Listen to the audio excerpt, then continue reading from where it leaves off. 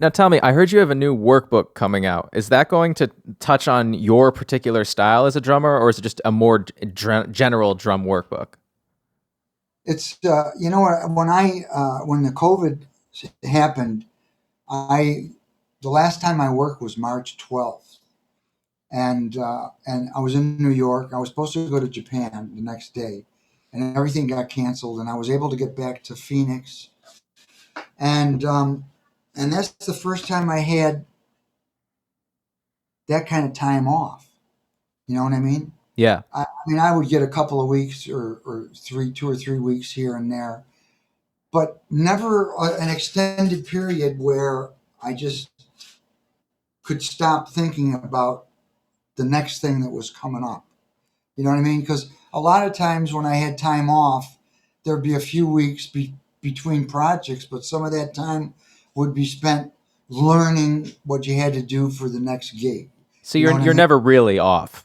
Right. So you're constantly there's always something to be working on. And then if you're away a lot, when you're home, you need to be with the family too. So you have to. So between working on things that are coming up and being with the family, it was like that's where my time was. And so now I got time where nothing's coming up, and I had time to spend with my wife. I got into hanging. I had 5 dogs, and I was hanging with them, walking them every day, and I started getting into. I got these sticks with rubber tips, Hmm. and I got them laying around different parts of the house, and I play on them. Whenever I'm near, I play on it. Yeah, that's what I Yeah. did when I was a kid. I'd be banging on everything. And before I play a show, when I'm in the dressing room, I have these sticks, and I always do a little warm up. I think it's important. I do like a sort of the same warm up when I start every time, and I started doing that, and then the that led to me working on rudiments and Hmm. other stickings, and I got into it because I had the time. Not that I forced myself to get into it, but I had this time and I had the sticks, and it was just all I was doing, even if the TV was on, is I was playing on the table. If people came over, not many people came over in COVID, but if a friend that we've been hanging with that's living safe came over, I'd still be practicing. And I started stumbling on these little things that were little two or four bar phrases of different stickings that were challenging, that had a like they were challenging technically, but they had a good feel to them. And I started writing them down because I thought they would be fun to share with people. They were Hmm. new things that I hadn't ever had the time or the inspiration to get into because I never had enough free time to allow myself to relax enough to see where I'd go naturally. You know what I mean? So I Absolutely. went back. I went back to the rudiments, and I got into it. And I still, if I allow myself to really go there, I mean, it puts me in a zone where things start to show themselves to me that things that maybe things that I used to do one way that I could do another way. You know what I mean? So it was, and they were. I wrote them down, and the inspiration was to share them with people because I think I think they help your chops. I think they help your time because you have to do them with a click. They help your phrasing because they're in phrases. Um, they're not long. They're 2 or 4 bars each, but they're challenging. But when you finally get them under your fingers, they they feel good.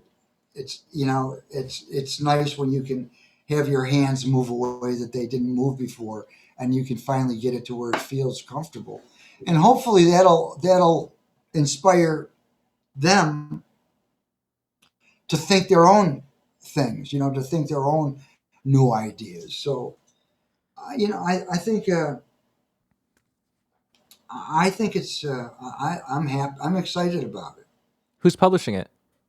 Hudson. Okay. Hudson. When's it coming out? It's probably in a couple of months, but this is it. I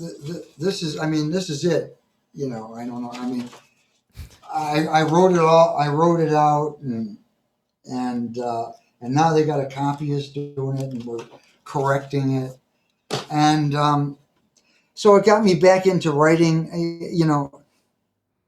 People say, "Do you write music?" And in terms of songs and stuff, I don't write that kind of stuff. I mean, I can sing a melody into a tape recorder and get with somebody that knows harmony and write songs that way. But in terms of writing music, I don't really do that. But I can write I can write rudimental stuff because I've done that since I was a kid, and I like it. So I decided to write down something that I knew. Is there a And name for the book yet? we're still it might be called Gaddaments. I'm not sure. Gadamits. I Gaddaments. like It that might. one. Yeah. It could. It's. I'm excited and I hope I'm excited to get it out. I'm excited to share it with people, and I hope that it really gives people something that they're looking for, because that's the joy in what we do, whether we're playing music or whether we're writing stuff. You want to give the artist what they want musically to make the music feel good, and you want to give the players something that's going to inspire them to want to keep playing and want to keep trying new things. So that's my hope. Yeah, and hope that it's like the catalyst, like you said, for people playing Yeah, it I and mean, then having their own ideas after. well, yeah, I hope, and I think, since I started this, I've got a lot of. I mean, I'm thinking about doing another thing now, another book, because one idea opens up the window to another one. Hmm. You know what I mean? And all of a sudden, you're doing something. I mean, I've been playing drums my whole life, and now there's something that's different. You know what I mean? Yeah, it's in that same wheelhouse, but it's a different part of the brain that actually comes into Right. to marking it down and saying, "This is what I'm thinking." And I've been interested in displacement of rhythms. Hmm. So I got into that, and which means you play a rhythm starting on one, and then you play the same rhythm and the same thing technically starting on another part of the bar. Hmm. So you don't have to worry about learning a new thing technically. But Yeah, what you have to learn is how to play that thing technically and in a different part of the bar. And it's a whole other kind of independence between your hands. It's not between one hand and the other hand. It's between your hands and your brain. You know what I mean? Because you're taking something that you could play in your sleep, and all of a sudden just changing where you're starting it. It's the same thing technically, but it feels completely different. And you've got to go through this adjustment, to be able to understand what you're doing, how what you did before, how you can bring that and use that now. It's just a process that once you get it, it opens a window rhythmically that's great. it You opens know, your brain too. It makes your it brain being does. able to accept information in different ways. Yeah, and it's not like doing one thing at a time. It's like you do it with. I did it with rudiments, um, and I've been enjoying it. So I mean, some of the best advice I've gotten was from a teacher at the this. I go to college at the New School in New York. This teacher Amir Zeev. His whole thing is being able to, like you said, use your brain as part of the instrument and and basically mess with your brain as much as possible so that way it is able to absorb new things quicker instead of, kind of pushing them out because they're new. And so some of the I think the best advancements I've had playing drums have come from exercises where they're purposefully just trying to mess my brain up and trip me up in ways that I didn't expect.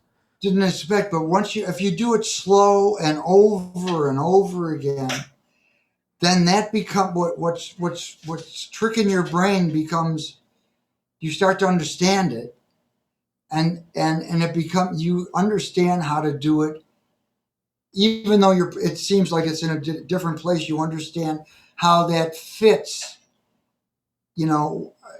from how it fits against where you started. It all starts to make sense. Yeah, Even though it might not be things that you technically take to the kit, but mentally they're things that rhythmically you can take anywhere. You know what I mean? absolutely. It's just a different way to understand rhythm Well, I'll by be buying. using, yeah, by using things that you can do naturally, so you don't have to try and learn a new thing technically. Mhm. But when you move that, it is like doing something new technically, even though it's not. Yeah. I mean, I don't know any other way to explain it. No, I And totally get what you're saying. Yeah. and as odd as they feel at the beginning, if you do it long enough, they become comfortable and they become part of your vocabulary, and they become things you can just reach and put in at will if you put in the time. hmm Well, And if you, I'll be buying the first copy that I find available when this book comes out. I hope so. Thank you, man. I hope Abs- you let me know how you like it.